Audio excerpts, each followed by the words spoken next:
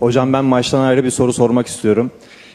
Türkiye'de kulüplerin bir futbolcu için ayırdığı bütçeyle siz kadro kuruyorsunuz. Ama gün sonunda siz de onlar kadar başarılı oluyorsunuz. Bu başarıyı neye bağlarsınız? Hoş gelmişsən kardeş. Yəni mən o komandalarla özümüzü belə deyək də yan-yana qoymaq istəmirəm. Çünki onların öz idarəçiliyi, ümumiyyətcə onların öz düşüncələri, fəlsəfələri amma bizim yəni bunu heç vaxt belə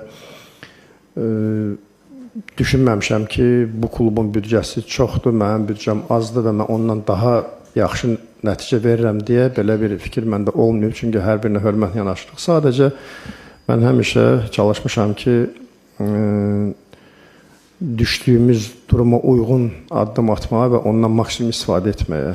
Əgər bugün bizim imkanımız, şansımız varsa ki, hansısa bir uğuru əldə etməyə, bunu ancaq belə deyək, iş naminə, iş gücünə, işgüzarlıq gücünə bunu istərdim ki, əldə etməyə və bunun dadı, belə deyək də, bu daha ləzzətli.